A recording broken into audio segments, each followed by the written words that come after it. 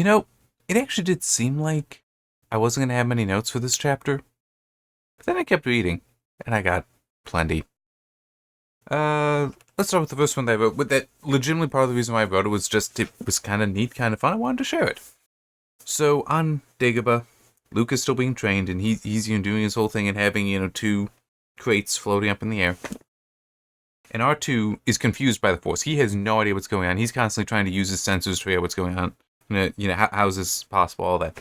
So he's beeping, he's whistling. So Yoda decides to have some fun with it, and decides to pick up R2 and actually start flipping him over, which is freaking R2 out. It's actually really funny. But Yoda is like constantly interested in finding a way to train Luke. So he drops him.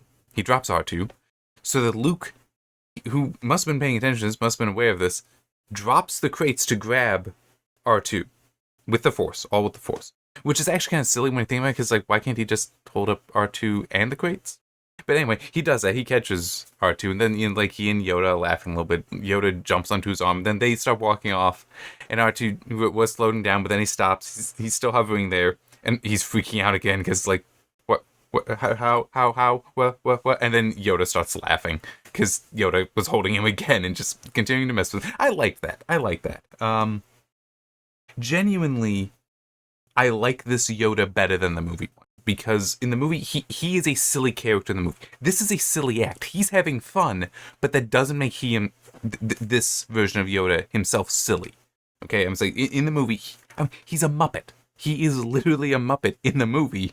So it kind of makes sense that he is silly like that in here, in there, but in here, he's having fun. But he is also, there are serious points here. Like something later on, he's got Luke making dinner, and I've been forgetting to mention, Yoda also has, like, training remotes. It describes them as glowing seeker balls, something like that. Actually, there's multiple that will come up and do shoot things, so it's not like he's just making, which is actually very inconsistent when I think about it. It's not indicating that these are, like, he's just making these things out of the Force, and Luke has to follow them up. No, they shoot out things that actually do hit and, like, stun. So they must be similar to the remotes.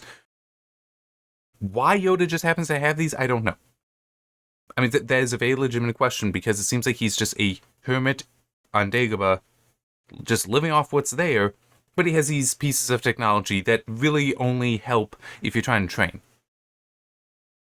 I guess in theory they could be used to prevent, as like a defense system for his hut, but it's also, he's a Jedi Master. These would just be animals that are coming in. How much does he really need these? There's a lot of that in the book, it seems. And probably, but also some in the chapter where it's like, could we get some explanation for this stuff? I mean, fine, it's there. I know it's serving a purpose here, but why is it here? Can we acknowledge that it needs a reason to be here besides the reason that it is useful in the story at this moment? Okay, the whole, yes, it's useful now, but why was it here before, so it could be useful now? That's a huge weakness of this whole book. Anyway, of this whole story, I should say. Because I try to refer to the trilogy as the book, but it's the Empire Strikes Back story. Anyway, moving on. I don't know if I can find it in there, but so we get the whole, okay, so the chapter starts with them arriving, Falcon arriving at Cloud City. It ends with at the table, where it's revealed that Lando has made the deal with Vader, and it's, sit down and eat, and I'll talk about that for a little bit. And you also have the training, as I was mentioning with Luke, and the vision. So I'm about to get to the vision here. And then him, like, packing up and actually lifting off to go, and Yoda saying, there is another, that whole thing. So yeah, the vision. I wish we were better set up. And it could even be, it goes straight from, yes, the Force can be used to show you things, the past, the present, other places, the future. Friends long gone, or long gone friends, however you phrase it. But it's like immediately Luke is seeing the future, and this, I think, is a bad idea. You have the time, you can have him seeing other things first. And I think that would have been very valuable. Especially because then, like, imagine him being able to see his own past, being able to see when he was growing up on Tatooine, and him just then thinking about how far he's come since then. You think things like that, seeing some things like that, maybe even seeing like Kenobi watching over him. I mean that Kenobi was. Um, uh, Now I'm actually trying to think if that's something that is canon within the original trilogy, or if that only came about with the prequels.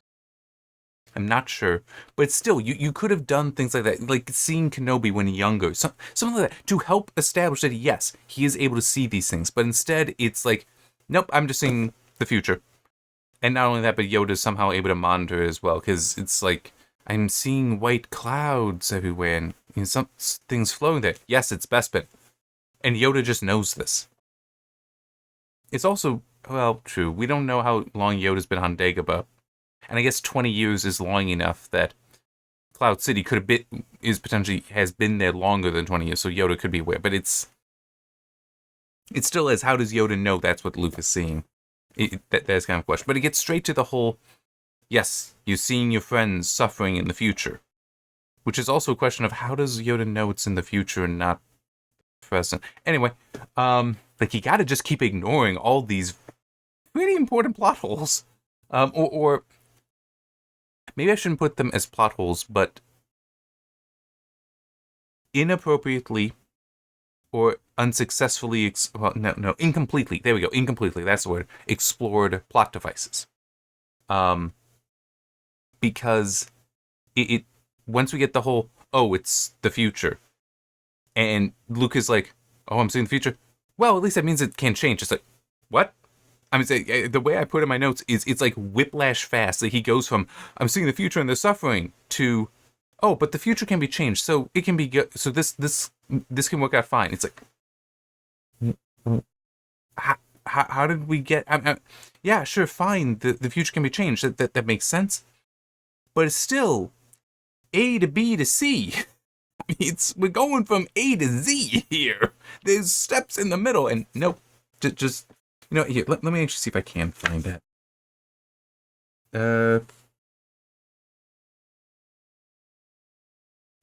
Yeah. Then pain, the suffering. It is the future you see, the voice of Yoda explained. The future, Luke thought. Then the pain he had felt had not yet been inflicted on his friends. So perhaps the future was not unchangeable. In fact, it's not even explained. It's just you're seeing the future. Oh, well then that means it's not unchangeable. It's how does seeing it mean that? There's like actual significant implications of seeing the future. Okay, yeah, just in the philosophical ones even, and it's like nah, nothing, and it's also like there is also nothing here indicating that the future is unchangeable. I'm saying, why are you just saying, oh, that means that it is not unchangeable? It's like, what is the evidence of that? What was the thought process that it was changeable? I mean, it's that it is not changeable. It's like whiplash fast. It's like very frustrated by that, very annoyed. All right. Yes, that pretty much covers it because one more thing, but yeah. Plus, this ability to see this ability of the Force is not really set up. And to be clear, what I explained before, where it could be in the same moment. More or less, you stretch the moment out where he is seeing things from the past. If you've done that, that is helping to set it up. It's at the moment, but it's still setting it up because it's establishing that, yes, there is what this can do more fully. So it's like, multiple images instead of just a single snapshot that would then making these very jumpy conclusions on. But there was also, just in my notes, it almost feels like with some of this is, okay, we put the Falcon at Bespin. How do we explain Luke going to Bespin?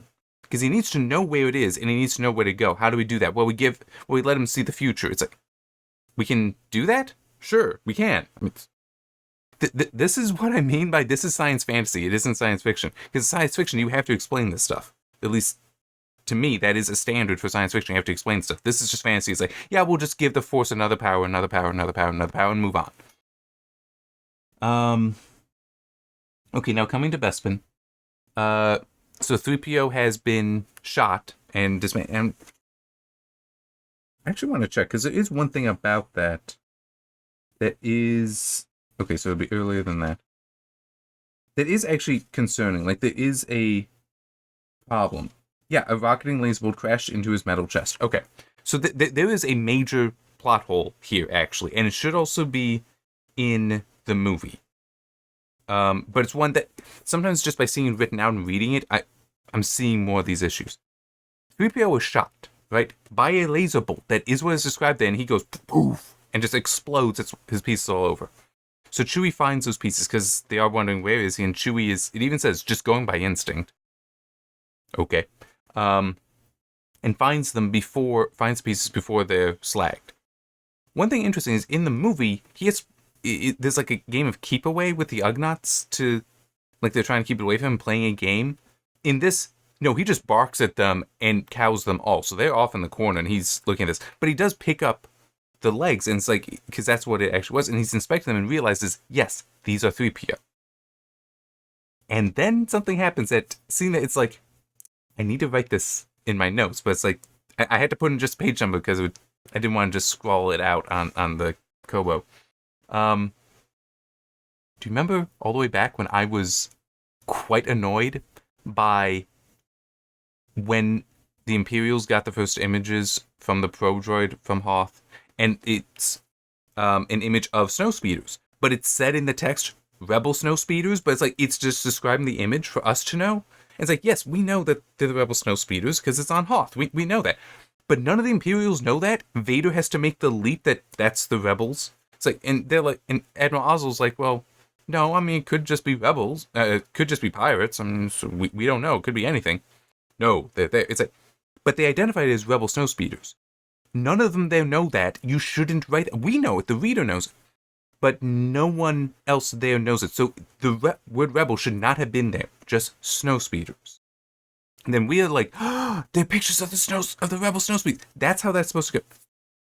In this, though, in this chapter, Chewie, who does know it's 3PO, when he walks into the room carrying the basket of parts, so Han and Leia don't know, but Chewie does, they are described as disturbingly familiar metal parts.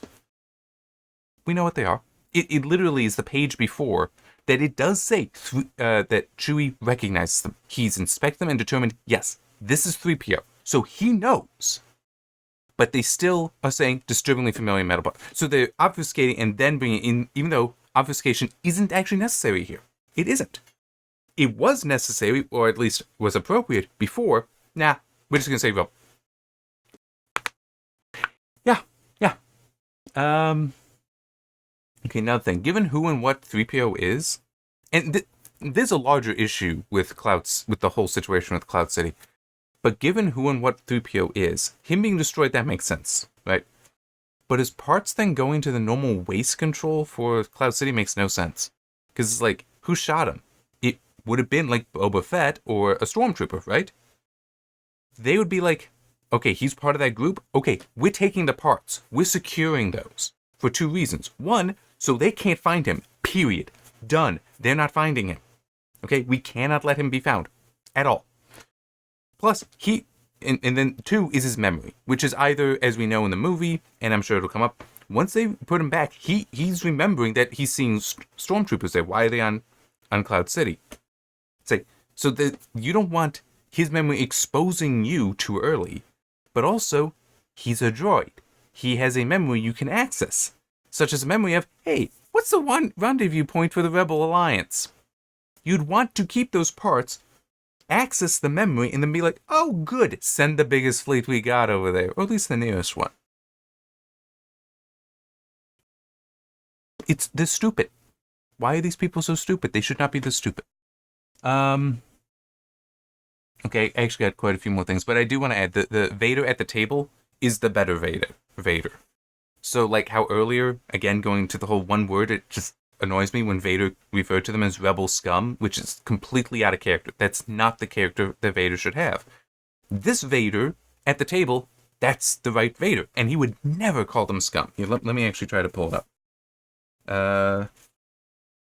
Because it is right near the end.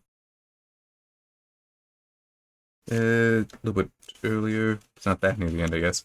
Um, oh, it is interesting. It does also refer to the Dark Lord had lifted a gauntlet-protected hand and effortlessly deflected the bolts that Han shot at him, which is interesting because I interpreted him tanking the shots from the movie as like him using the Force somehow to do that. Apparently not. It's just he's got a gauntlet. But also with Return of the Jedi, because you do see that he has mechanical hands, it could just be he takes them. They're able to take those hits, but then it's also if 3PO can't, why can Vader? So it is one of those, it has to be a special gauntlet, or he was using the Force, and this is... Yeah, anyway. So... But before he could discharge another laser blast, something... So this is referring to Han. Something unseen yet incredibly strong yanked the weapon from his hand and sent it flying into Vader's grip. The Raven figure calmly placed the weapon on top of the dining table. Hissing through his obsidian mask, the Dark Lord addressed his would-be assailant. "We would be honored if you joined us." It's like, this is classy. He's evil, he's a villain, but he has class. There's a dignity to his behavior, and he treats them with a kind of dignity. Especially because he has just demonstrated, I am dominant over you. He can act that way.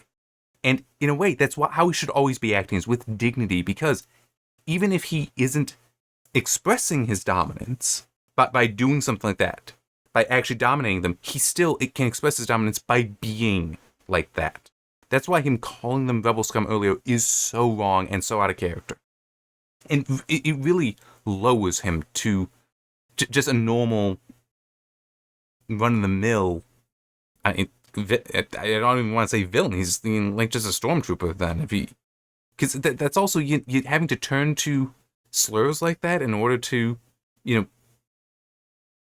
describe yourself or something. It's like here, it's like, hey, you just gonna kill me. We'd be honored to have dinner with you. It's like, that's a very powerful statement. It really is. It really is. And makes him so much better as a villain. So I'm so glad that is there. That is how it is in the movie. But it's just bringing back to the whole, Vader would never call them scum. It does lower his character so far to do that. Okay. I'm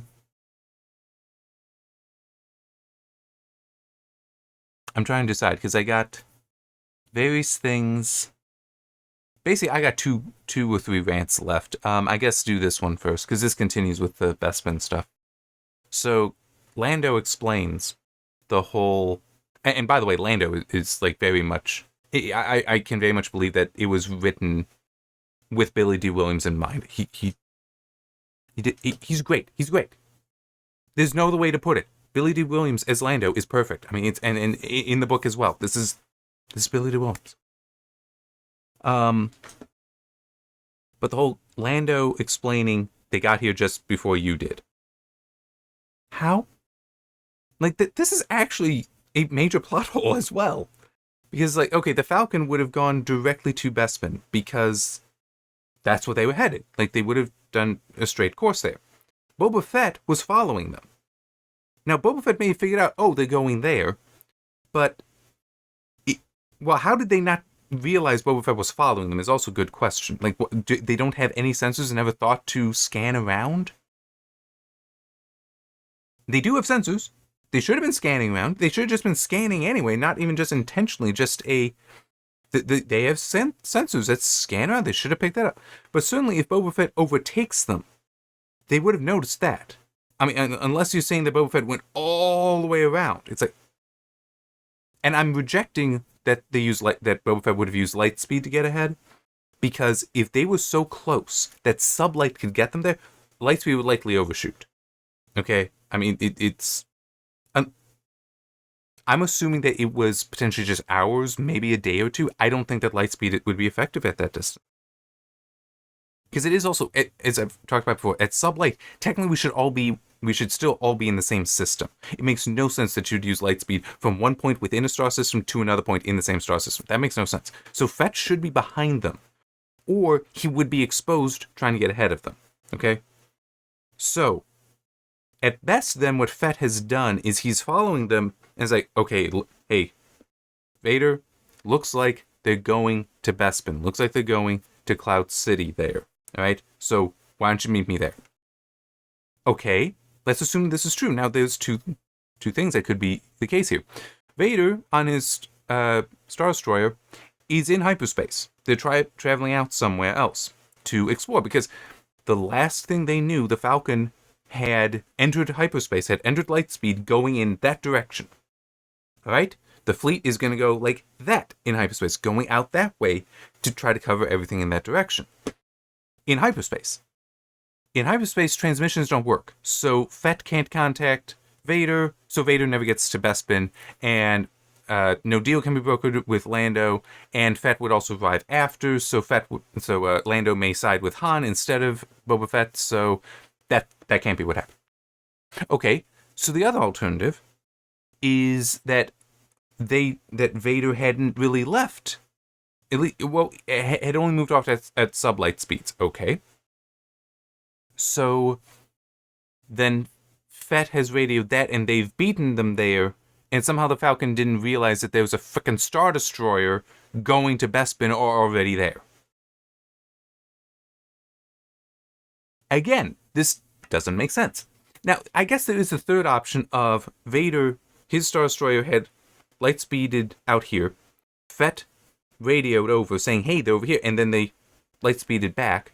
Although we don't actually know if that line makes sense. It's possible that they went off in that direction. That's the way the Falcon was headed, but Bespin's over there, and so that's very possible. So they could be really out there. How close did they have to get? Would the Falcon have to get to Bespin in order for Boba Fett to be like, okay, they're going to Bespin, versus hey, it looks like they're heading in that general direction. All right, what systems line up in that? Well, there's Bespin, but there's also this and that and that and that, so we don't know. And Vader just happened to pick the right one. I mean, it's contrived. It's all just these contrivances. And even if you want to try saying, Jim, you're obsessing over the whole difference between light speed, hyperspace, all that, and sublight, it's like, okay, while I can understand that maybe these distances are greater than it still is. They are described as sublight. And the concept of a light year is older than the book. Okay, so the idea that you could go at sublight speeds and cross a light year in less than a year has to be rejected even at the time this was written. So no, it has to be nearby. It's the scale doesn't allow any of this to make sense, because it turns out the Star Destroyer would not have gone that far away. They should have been monitoring. Falcon should have been monitoring. Hell, they shouldn't have even left the garbage that had been dropped until everything had left in hyperspace. So then they know no one's sensing except for Boba Fett, that apparently they're not watching out for. I mean, it's so many plot holes, and it seems all just to serve all just to serve desired plot points, resulting in many contrivances that could be solved. There are ways you could solve these, but none of the solutions are there. All right, now come to the other thing that will definitely prompt a rant. And I just want to. Okay, I'm going to go to that one first. So Force Ghost Kenobi is just there. Like, he manifests, just like you see in the movie, on Dagobah. He's like, no, Luke, you can't go to help your friends. Okay. How is he there? Technically, there is an explanation, but it's a bad explanation. I'll explain why. And it's the same thing that I just said. It is a contrivance that isn't being explored properly. It is very incomplete and needs to be explored. Yoda did say that the Force can allow you to see the past, other places, the future, and long gone friends. Okay. So that means that we can believe then that Luke has simply achieved that level with the Force, and Kenobi has achieved that level of Force Ghost, that he can manifest himself to be seen by Luke. Okay, which, alright, fine. How is it that when Kenobi appears, Luke just is like, Sure. Yeah, you're there. Okay. Not a Ben?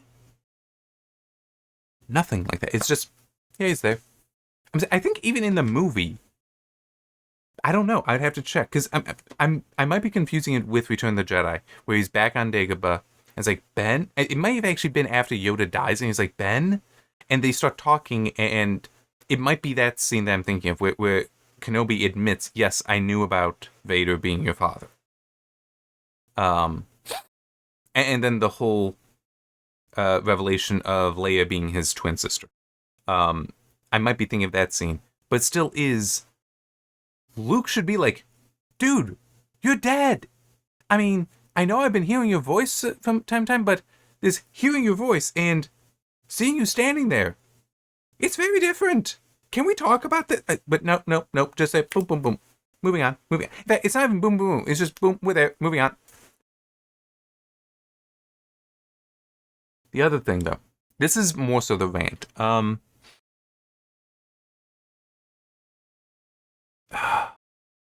Well, okay, let me quickly mention this. Luke was actually being tormented by the vision of the future for a while. So like he's there fixing up food. Yoda calls up the remotes essentially to attack him. So it's like, yes, you're still training. So he's like using a spoon and a pot cover to protect himself. And this is also part of the reason why we know it's not just force powers, because by him deflecting something, which how you do that with a pot cover, I don't know, because I'm assuming these aren't necessarily metal. The shot goes out, hits R2, and almost like shuts down his electronics. It's like, that's not just the Force. Okay, I'm just... Because if it were the Force, it would be trained on Luke. Once it was deflected, its purpose is fulfilled, so I think it would just die away, because Yoda's would be willing it to happen. Yoda's not willing R2 to be hit. He's willing to attack Luke for his training. So it's... No, these have to actually be technological. Why does Yoda have them? Anyhow, but it is interesting, both because of how this demonstrates Luke was actually tormented for a while. In the movie, it's very abbreviated, which is fair. I mean, you gotta abbreviate things in a movie, just how it is. But also it helps to show how Yoda is constantly trying to push him. But in this case, I think it is also to keep his mind off of the visions. But he has to go to sleep. And at that time, he is being tormented again. R2's being disturbed by this, and Luke actually sleeps like outside the hut. Yoda actually gets up and comes out because there's so much groaning and moaning and such from Luke. Okay. So now we get to this final rant for this video. So Yoda and Kenobi are trying to convince Luke not to go to Bespin because your only hope. Yes, they are suffering, but I mean, in the movie, we don't get that line of they are made to suffer or they need to suffer. They're basically, no, you are more, you and your training are more important than them, okay? And if you go, then all this that they're suffering for, all of the sacrificing for, will be lost because you're particularly vulnerable. Because, and that makes sense, to Vader and the Emperor. You're vulnerable to the dark side, right? And to explain, that makes sense because it's like you are starting to get these powers, but you're not necessarily understanding them. So you may be tempted to start using the Force to do things more easily, which is the whole, the temptation of the dark side is quick and easy access to these powers as opposed to an actual understanding and proper use of them. So it's like because he's building up, he might be tempted to just go straight to it instead of continuing to work to build up. Okay? That I'm good with. Nothing wrong with that. You could maybe explore it a little bit more, have that a little bit more explained, but it's still, it makes sense. It's fine. I should acknowledge, though, some of that would be my own thinking on the movies over the years while watching them and while not. So that I am bringing that in to the book, not just from the book. But here's the problem that I do have, and it is one of those, I probably didn't think about it the last time I saw the movie, but reading the book, spending more time thinking about it, because it's in words and all that, it takes more time to read. This is actually itself a temptation to the dark side, what they're doing. It is, because it's fear. Yoda and Kenobi are both impressing on Luke a fear that if he goes, he will fall to the dark side. This isn't a caution. Caution is deserved. He needs to be cautious. That makes perfect sense. But they're saying, no, you're too important. That itself should be priming him for the dark side. Because he is afraid, and the whole hate and anger, it's like, and despair. Fear and despair can very much go hand in hand, and they are engendering in him fear by doing this. Okay, they're not trying to explain the whole thing, and just very calmly so that he knows and is making the choice himself, the full choice himself. They're not doing that. They are not doing that. They are just acting on their own fear here. And it's partly this is coming from, and I know, not a good movie, but there are some things about that are interesting. The Green Lantern movie with Ryan Reynolds, I know, it's not a good movie. I don't necessarily recommend watching it. I watched it streaming because it was on Amazon Prime. Why not?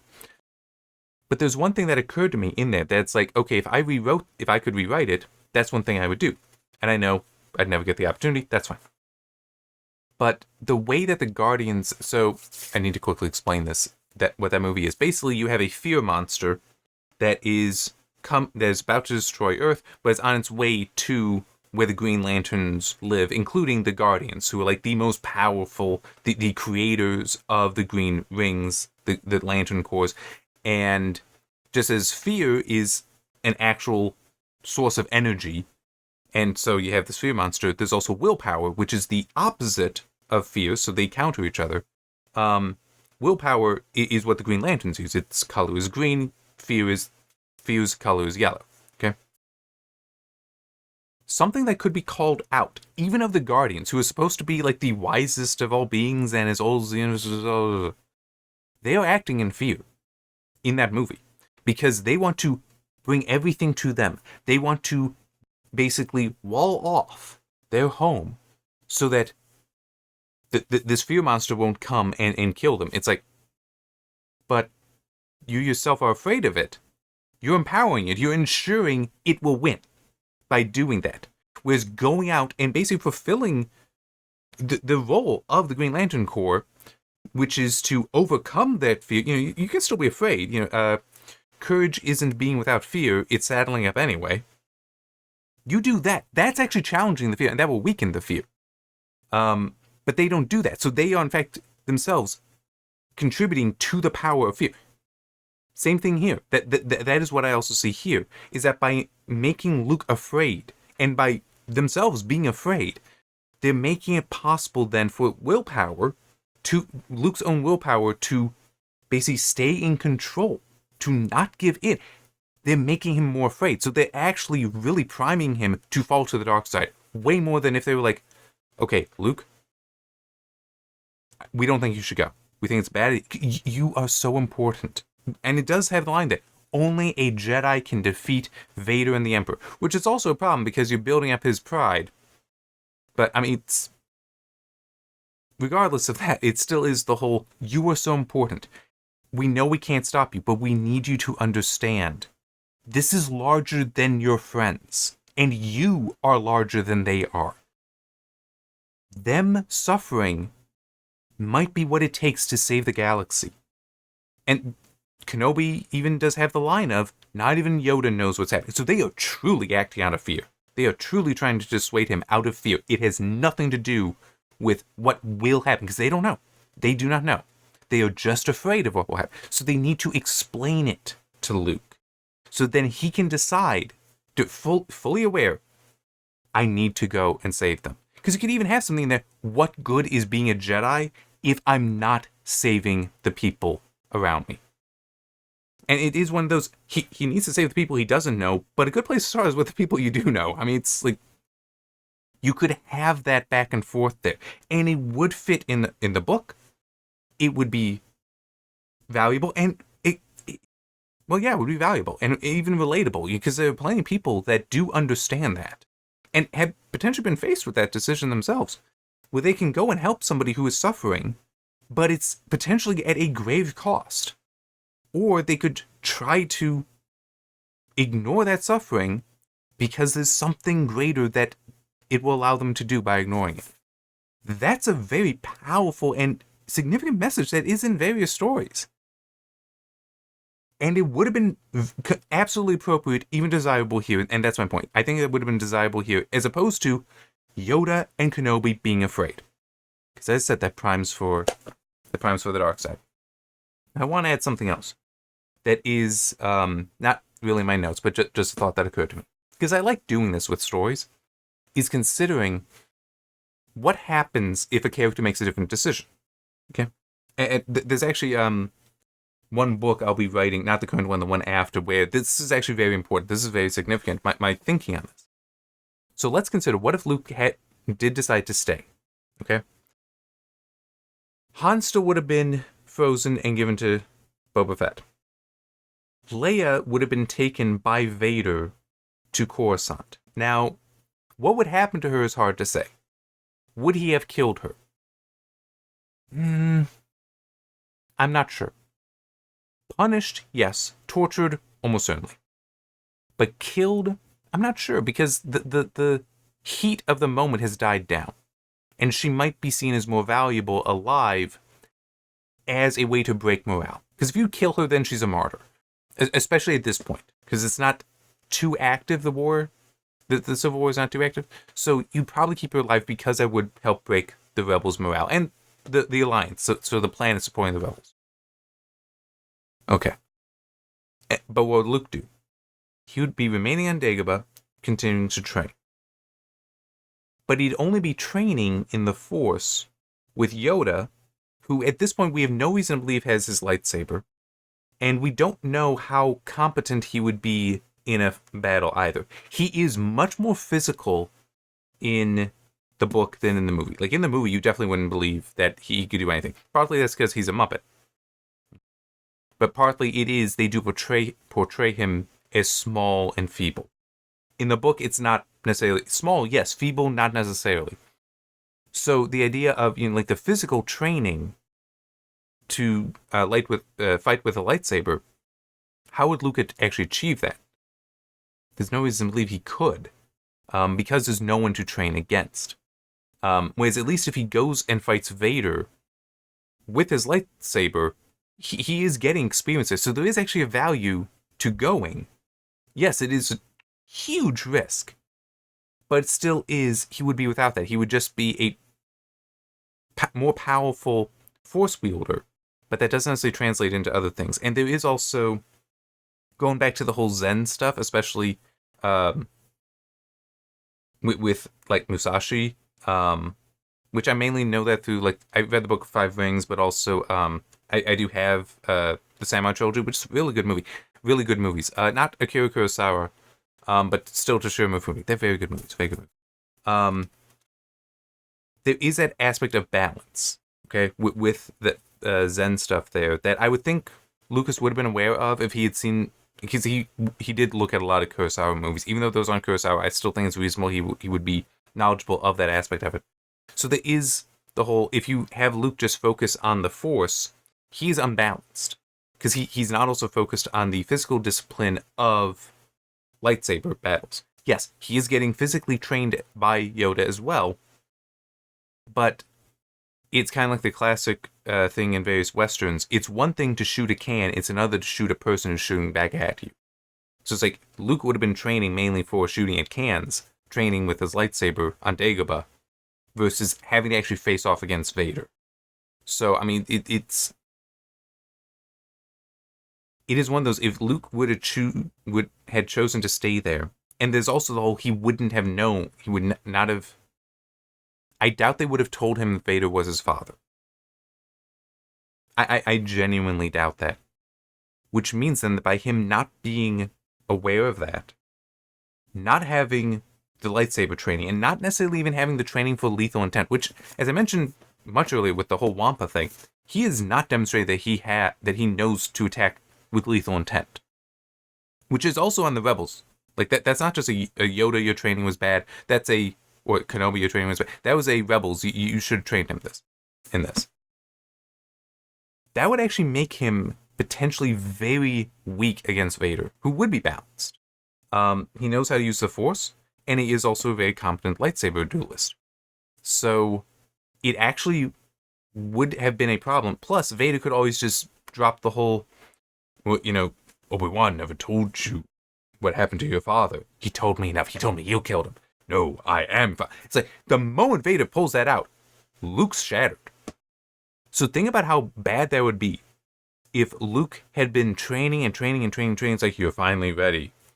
And then he's not ready for the lightsaber fights.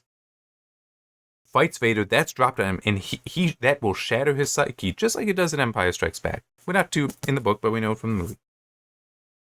It's going to shatter his psyche.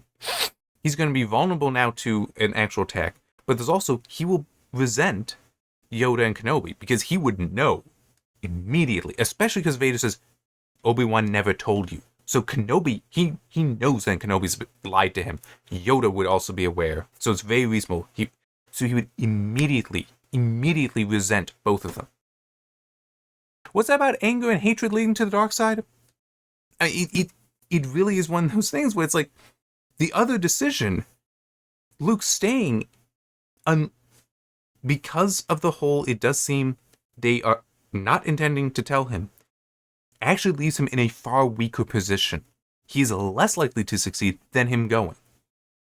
And they also were failing to prepare him for going. Because it's fine not telling him now, because he's not quite ready yet. Okay? He's still developing the Force, not telling him. That's fine. I'm not saying that they needed to tell him before he left. They should have prepared him for what's going on, so he's making a choice, fully aware.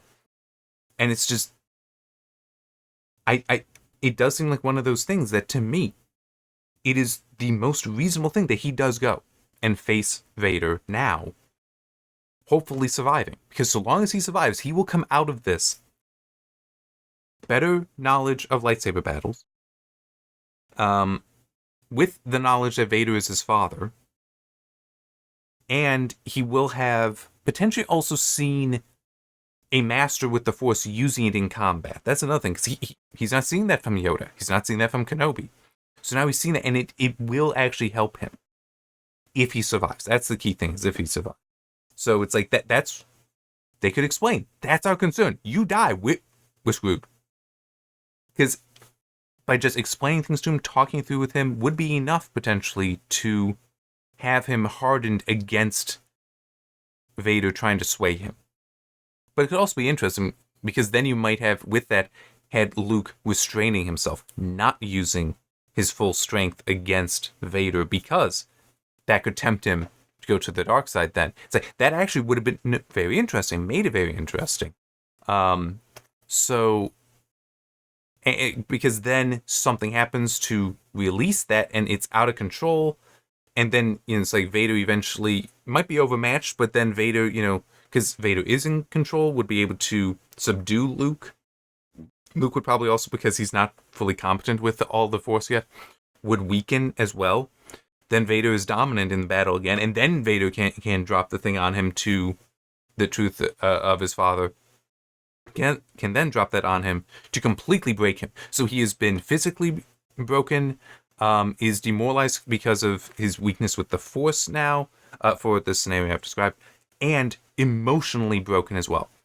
That's the perfect time. His morale is gone. That's a perfect time to now be like, but together we can take the universe. We can take over the galaxy. It's like, that's the perfect time for it.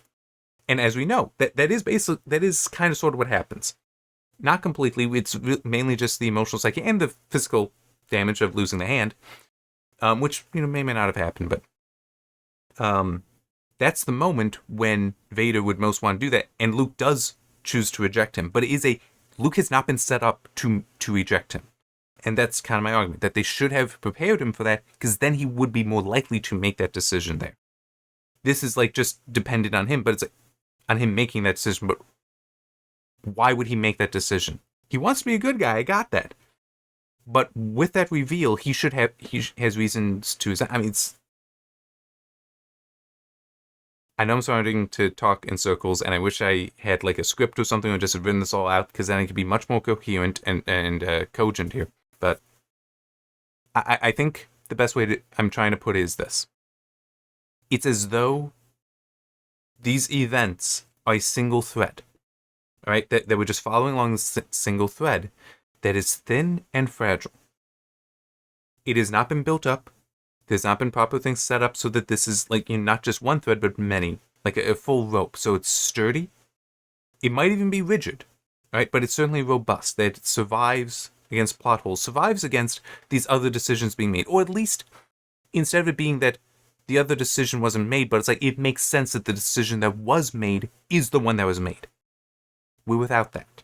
It feels like it's just, here's the thread that we're following. It is thin, it is light, it is fragile, but it's the one we want to follow, so that's the one we're following. Damn everything that says, well, shouldn't you have gone off this way? Shouldn't you have gone off this way? Doesn't this not make any sense? Nope. We just ignore that. That's what it feels like. And that's very disappointing. That kind of is the word for it. It is disappointing. But it's also wrapping everything back around. This is why I'm doing these videos. These assigned reading stuff, and why I'm going to continue to do them, because I'm seeing these weaknesses here, and these are weaknesses. Okay, I think in the first book I'm guilty of, but I think in my other books I'm not. Well, okay, no. There's another book that I could see that, but that's the one where it's like I'm not a horror writer, and I tried writing a horror story. But the other three, it's like these are things I do try to have these problems answered, because I do see these issues, all right, and it is I try to make sure that it's not just a single thread that is more robust. Sometimes you are stuck going to a thread. That does happen. Okay, if you're writing a book and you realize that, oh yeah, it comes down to being a thread, like what that random guy on the internet said. It's like sometimes that's exactly what it is, and there's nothing you can do about it. Don't worry about it. Keep going. Okay. But this feels like a lot of the story is just that thread, not well, here's this that is the thread. That's a problem. I try to avoid that, and I'm just in my own writing and seeing so much of it here. That is why it particularly frustrates me. But yeah, and why I want to keep doing this, because even if this were a masterpiece, it isn't. Let's be real, it's not. Even if it were a masterpiece, you'll still find issues with it. It's still worth criticizing, and it's also worth criticizing in positive ways. Like I said, the how I was talking about Vader. And the whole, yeah, I want to just pull the line itself. It's such a good line.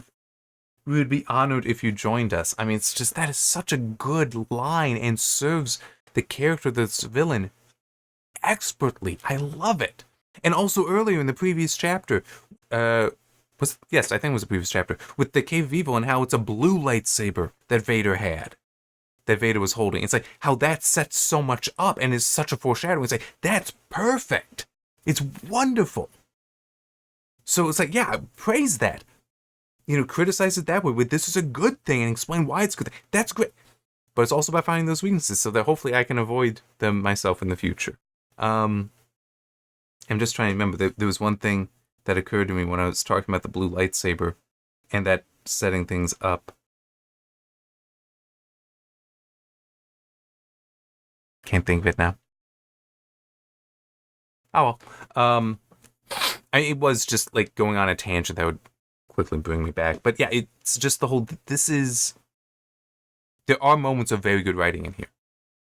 And you do want to find those. You do want to praise those for what I'm doing here, but you can't ignore the weaknesses. So.